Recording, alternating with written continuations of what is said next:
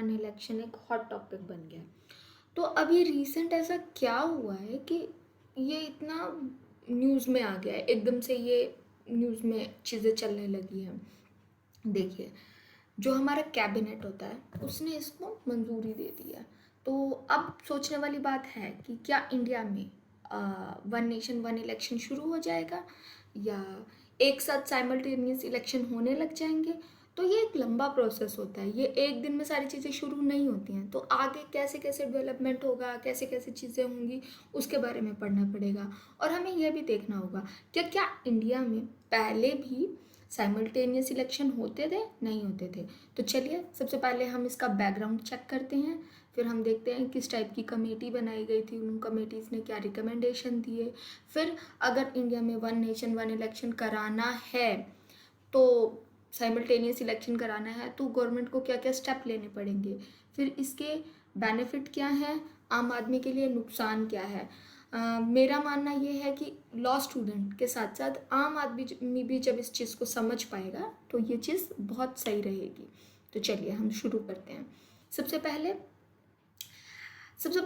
सबके दिमाग में ये आता होगा कि क्या इंडिया में पहली बार साइमल्टेनियस इलेक्शन हो रहे हैं। तो इसका आंसर है no, a big no. India में इंडिपेंडेंस के बाद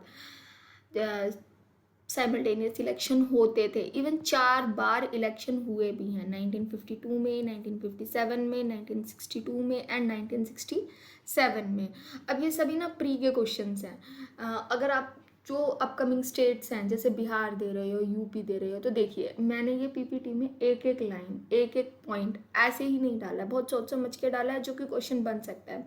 जैसे क्वेश्चन ये बन सकता है कि क्या इंडिया में पहले साइमल्टेनियस इलेक्शन हुए हैं।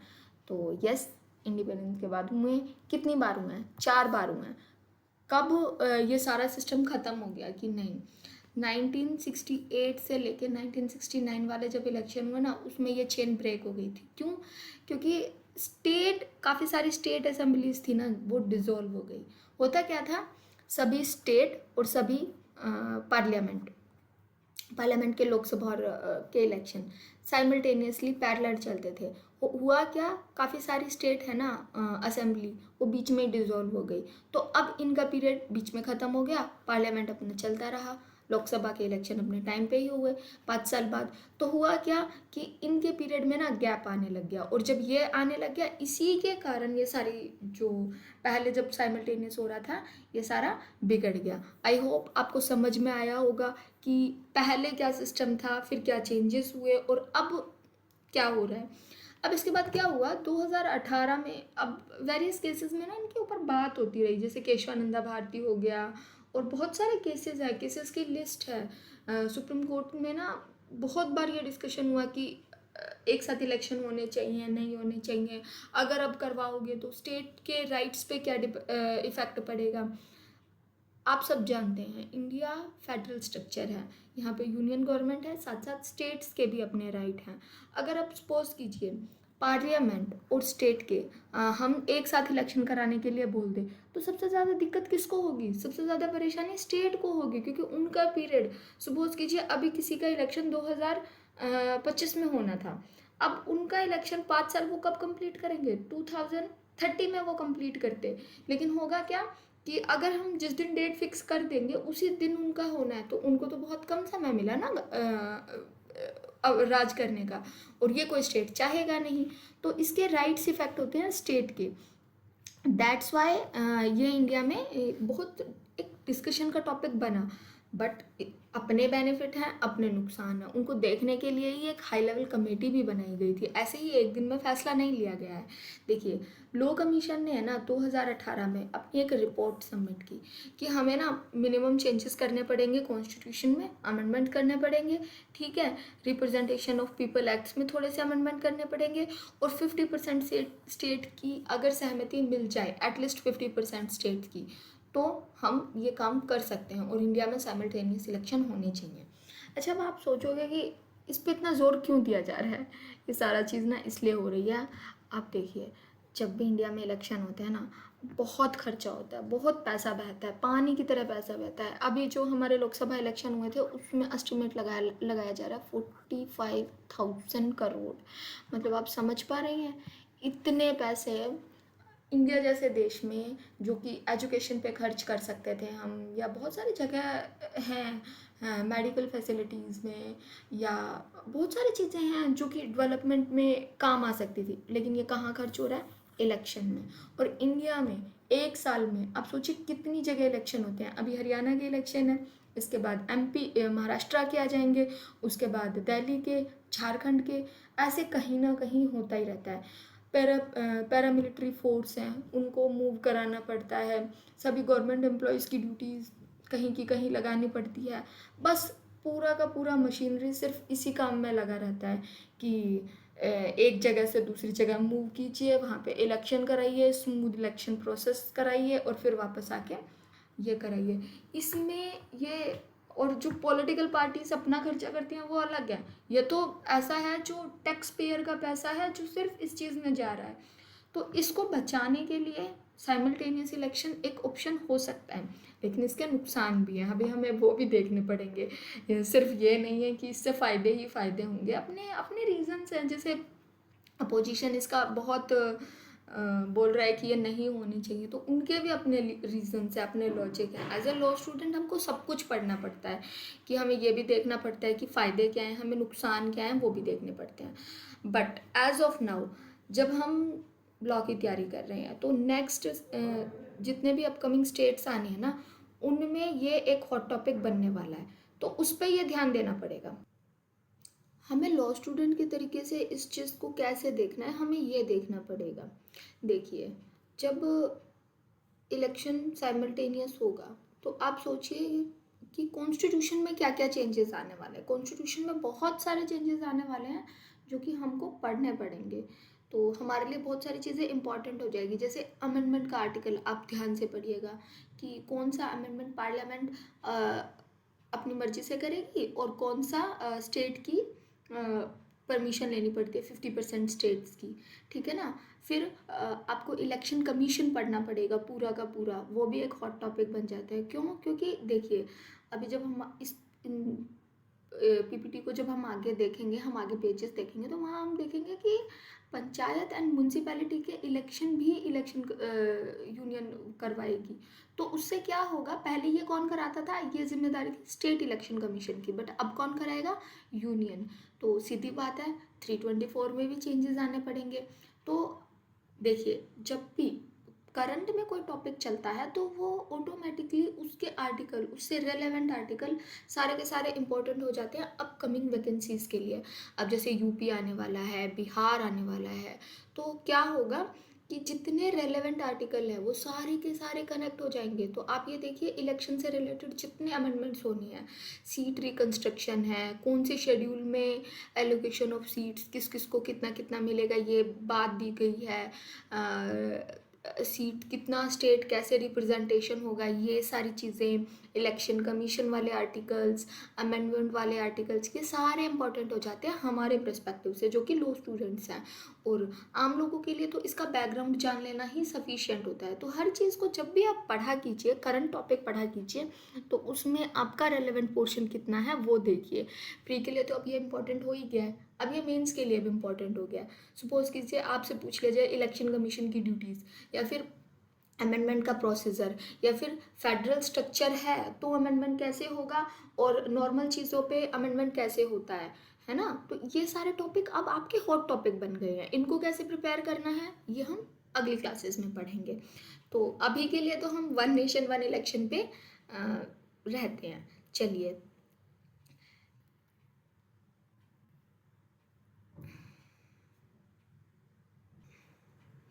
अब गवर्नमेंट ने क्या किया, एक हाई लेवल कमेटी बनाई। अब वो जो कमेटी बनाई, उसका काम क्या था, उसका काम था रिकमेंडेशन दे कि जो हम वन नेशन वन इलेक्शन कराना चाहते हैं वो कैसे इम्प्लीमेंट में आए, वो कैसे एक्चुअल में धरातल पर आए। मतलब कि सिर्फ एक पिक्चर है हमारे माइंड में, बट एक्चुअल में अगर काम करना है तो वो कैसे होगा, उसके लिए एक हाई लेवल कमेटी बनाई गई। उस कमेटी का फॉर्मेशन कब हुआ, उस कमेटी का फॉर्मेशन हुआ आप देखिए 2 सितंबर को।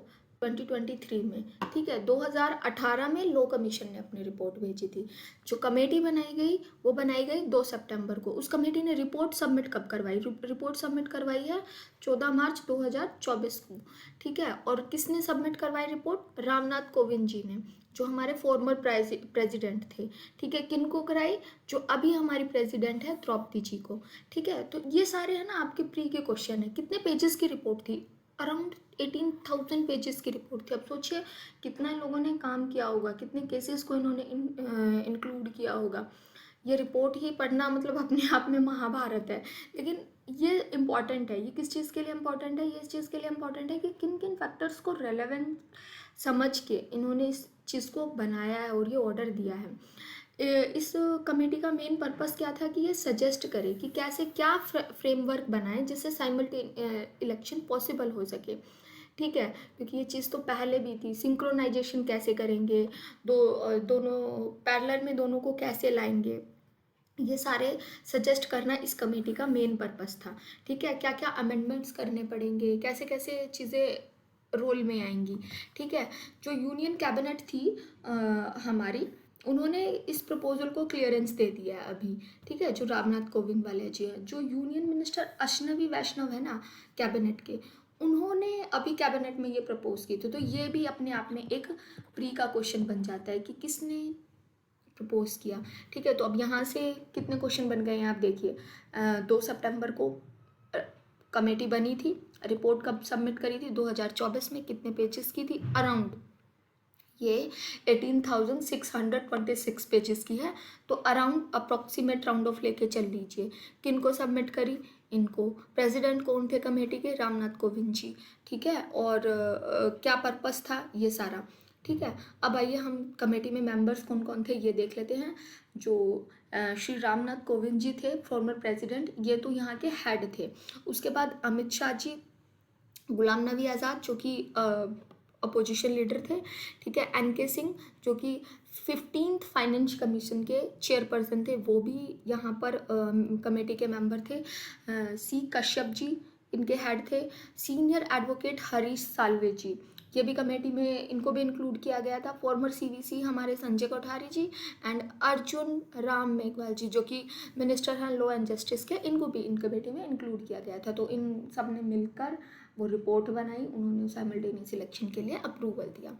अब देखिए कि अगर गवर्नमेंट इस चीज़ को इम्प्लीमेंट करना चाहती है तो उनको क्या क्या करना पड़ेगा।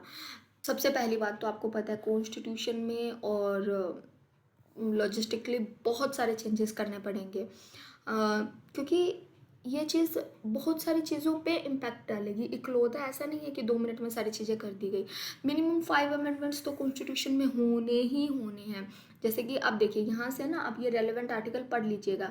Article 83, article 85, article 172, article 174, article 356, ये सारे आर्टिकल इंपॉर्टेंट हो जाते हैं अपकमिंग वैकेंसीज के लिए भी, और कि किस तरीके से ये सारी चीज़ें रोल में आएंगी उनके अमेंडमेंट्स के लिए भी, ठीक है। फिर हमें जो इनका हमें बहुत सारी EVM खरीदनी पड़ेंगी, ठीक है, इलेक्ट्रॉनिक वोटिंग मशीन।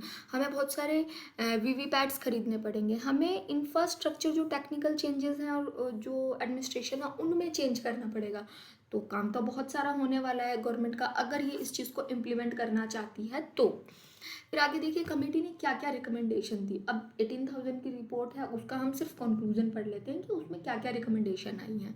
तो चलिए हम पहले देखते हैं कि उन्होंने क्या सजेस्ट किया है। सबसे पहले उन्होंने कहा कि 2 स्टेप में इलेक्शन किया जाएगा, साइमल्टेनियस इलेक्शन। कैसे? सबसे पहले आप लोकसभा और स्टेट लेजिस्लेटिव असेंबली का एक बारी में करा लीजिए, ठीक है।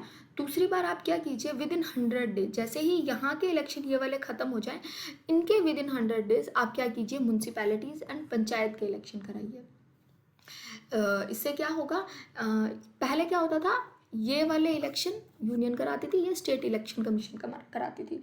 बट अब देखेंगे कौन सी मशीनरी कराएगी, कैसे कराएगी, बट ये सारे म्यूनसिपैलिटी एंड पंचायत के ऑल ओवर इंडिया में एक साथ हो जाएंगे with in 100 days, and Lok Sabha और सभी स्टेट लेजिस्लेटिव असेंबली के एक साथ हो जाएंगे। तो इस तरीके से साइमल्टेनियस इलेक्शन होने चाहिए। सभी के लिए एक सिंगल इलेक्टोरल रोल बनाया जाए और फोटो आइडेंटिटी भी सभी की एक बनाई जाए। जैसे इंडिया में ऑलरेडी एक यूनिक आधार कार्ड सबका एक होता है, वन नेशन वन राशन की पॉलिसी लाई गई है। इसी तरीके से वन वोटर कार्ड बनाया जाएगा सभी चीज़ों के लिए। तो ये भी करा, मिनिमम अमेंडमेंट्स के साथ हम काम करेंगे, और जो भी अमेंडमेंट हम करेंगे वो कॉन्स्टिट्यूशन का जो अभी बेसिक स्ट्रक्चर है उसके अकॉर्डिंग ही जाएगा। ऐसा नहीं है कि जो अमेंडमेंट्स हैं वो किसी के राइट्स को इफेक्ट करेंगे, ठीक है। तो उसके अकॉर्डिंग सारा चीज़ें चलेंगी। ये मेजर रिकमेंडेशन थी किसकी, कमेटीज़ की। चलिए, अब जब इन्होंने काम किया तो इन्होंने ऐसे ही हवा में फैसले नहीं लिए हैं। इन्होंने 47 पॉलिटिकल पार्टीज से पूछा गया था, उनके ओपिनियंस लिए थे, उनके व्यूज़ एंड सजेशंस लिए थे, जिसमें से 32 पार्टी एग्री थी कि हाँ करा दीजिए, ठीक है। ऑल ओवर इंडिया से 21,000 लोगों के रिस्पॉन्स लिए गए हैं, जिसमें से देखा जाए तो 80% लोग एग्री हैं कि हाँ इंडिया में साइमल्टेनियस इलेक्शन होने चाहिए, ठीक है। 4 farmer CJI and 12 chief justice of high court से रिकमेंडेशन लिया गया।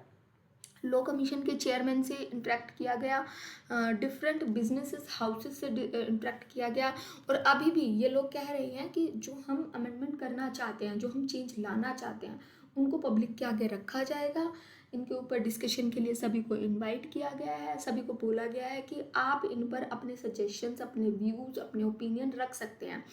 तो अभी ये सभी के लिए ओपन प्लेटफॉर्म है। जो भी आपका व्यू है, जो भी आपके ओपिनियंस है, गवर्नमेंट उनको मंगवा रही है, पूछ रही है कि आप बताइए कि क्या इस पॉलिसी से आप खुश हैं या नहीं हैं, ठीक है।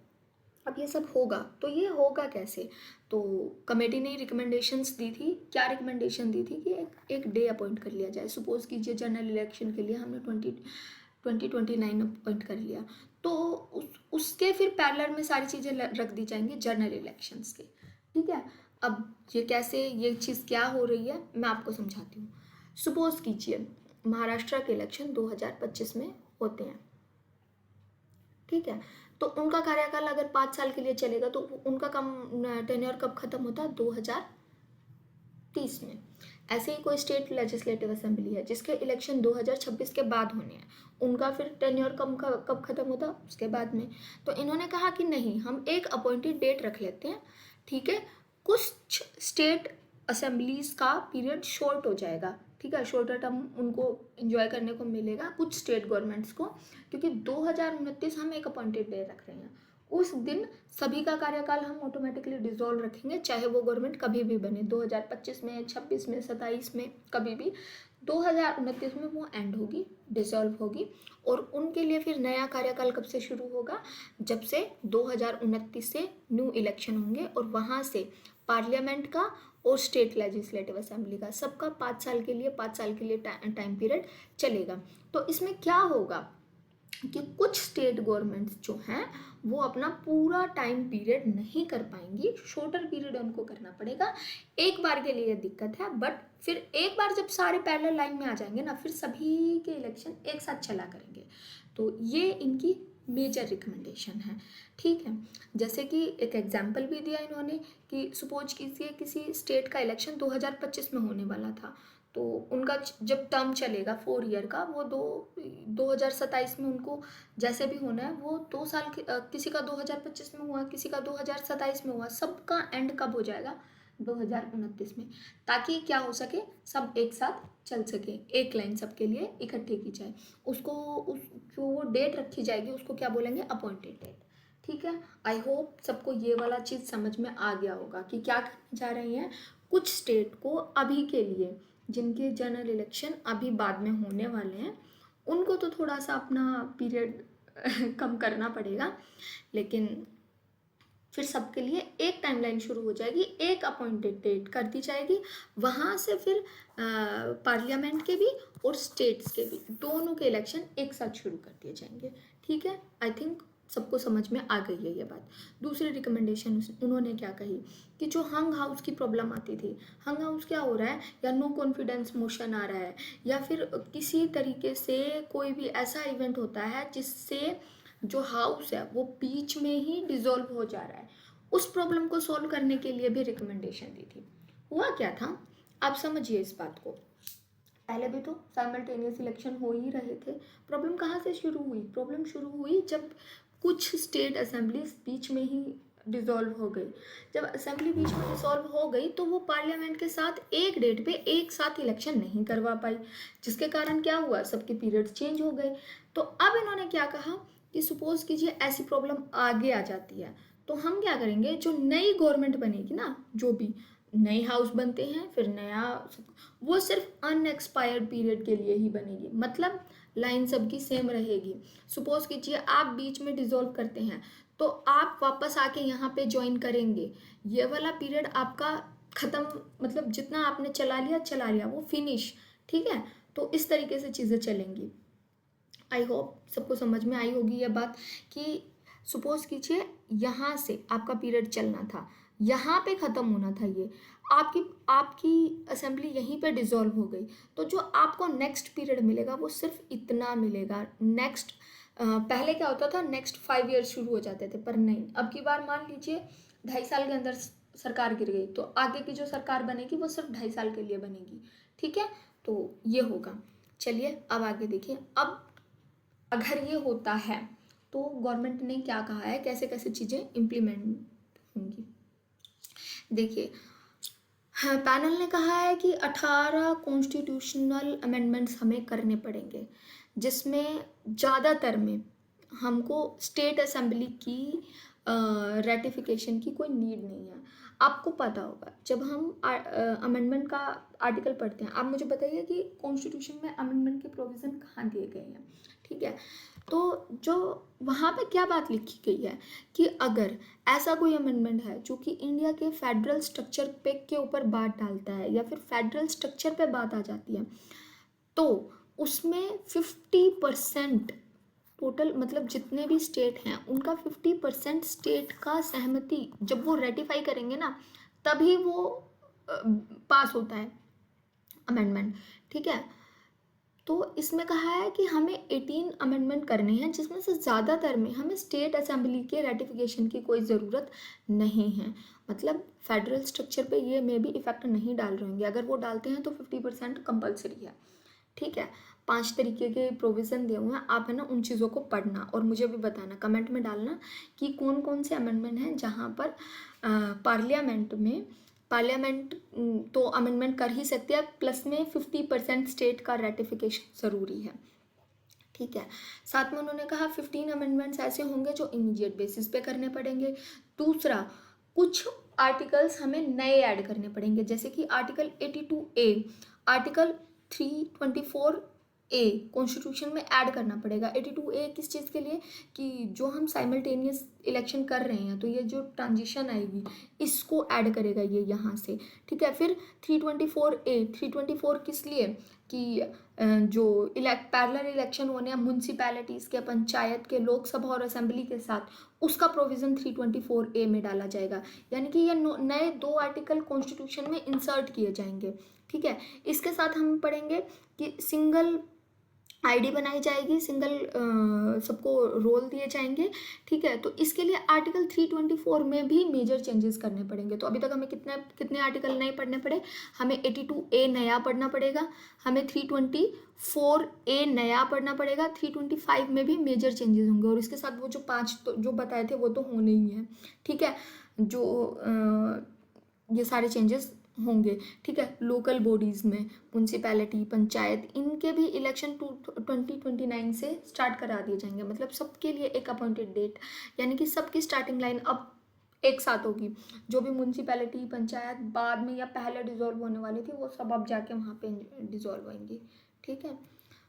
तो अब जो मेरा मेजर कंसर्न है ना, अभी मैं आपको कहने वाली हूँ कि जैसे जब हम ये सब पढ़ते हैं, ये तो हो गया कि आगे क्या क्या होने वाला है और क्या क्या चेंजेस आने वाले हैं, पर अब है ना, जब अब डिस्कशन का इशू क्या रह जाता है कि इसके हमारे पास क्या बेनिफिट है, क्या नुकसान है, क्या साइमल्टेनियस इलेक्शन कराना इंडिया के फेवर में रहेगा या नुकसान में रहेगा। ये तो देखो फ्यूचर की बात है, लेकिन जो हमें पढ़ना पड़ता है, जैसे कि गवर्नमेंट के क्या, गवर्नमेंट अपना ओपिनियन देती है, ऑब्वियसली गवर्नमेंट कहता है कि भाई हमारा खर्चा बहुत होता है, उस पैसे को हम कहीं और लगा सकते हैं, दूसरा, एडमिनिस्ट्रेशन, इंडिया में कहीं ना कहीं साल में कहीं ना कहीं इलेक्शन होते रहते हैं, तो एडमिनिस्ट्रेशन फ्री नहीं हो पाता है, न्यू पॉलिसीज़ पे ध्यान नहीं दे पाता है। हमको अब एक बार 5 साल में इलेक्शन करा के हम फ्री हो जाएंगे, अब 5 साल फिर हम पूरा काम करेंगे, ठीक है। दूसरा उनका, तीसरी बात उनकी ये थी कि जितनी भी मशीनरी है उनको हमको इधर से उधर, उधर से उधर मूव कराना पड़ता है, तो उसमें बहुत दिक्कत आती है। जो एडमिनिस्ट्रेटर है वो सारे हर बार इलेक्शन ड्यूटी में उनका ड्यूटी लगा रहता है और वो इधर से उधर मूव करते रहते हैं, पैरामिलिट्री फोर्स को इधर से इधर मूव कराना पड़ता है, तो इसमें ना बहुत दिक्कत आती है। जब साइमल्टेनियस इलेक्शन होंगे एक बार सारी चीज़ें हो जाएंगी, हम फ्री।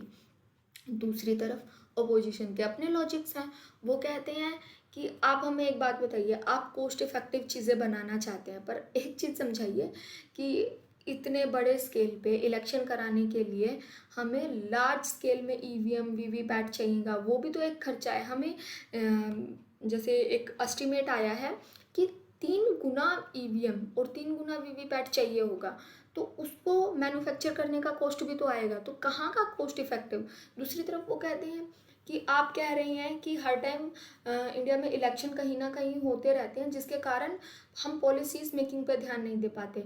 तो जो मोरल कोड ऑफ कंडक्ट है वो ये कहता है कि आप नई पॉलिसी नहीं बना सकते हैं, बट जो एग्जिस्टिंग पॉलिसी आप उस पर तो काम कीजिए ना, आपको कौन रोक रहा है। तो ये उन अपोजिशन का लॉजिक है। इनके लॉजिक, सबके अपना फाइट चलता रहता है, पॉलिटिकल इश्यूज हैं, आप यू नो वेरी वेल, ठीक है। तो इस तरीके से आप डिसाइड कीजिए कि आपके लिए क्या बेनिफिट है, साइमल्टेनियस इलेक्शन या फिर जैसा चल रहा है वैसे। हमारे लिए हमारा सब्जेक्ट पढ़ रहे हैं, हमारा टॉपिक बढ़ रहे हैं, इनको अच्छे से कंप्लीट कीजिए। नए आर्टिकल जो आने वाले हैं उनको पढ़िए, जो अभी इससे कनेक्टेड आर्टिकल्स हैं उनको पढ़िए। Thank you so much. और जो भी अगर आपको कोई पॉइंट पे डाउट आए या आपको कुछ नहीं समझ में आया है तो आप मुझे बताइए। हाँ, बट जो ये पूरा है ये सारा इम्पॉर्टेंट है, आप इसमें से नोट्स बनाइए। अगर ये आगे लीगल ऐसे में भी आता है तो उसमें भी आपको यूज़, आप इस चीज़ को यूज़ कर सकते हैं। Thank you so much.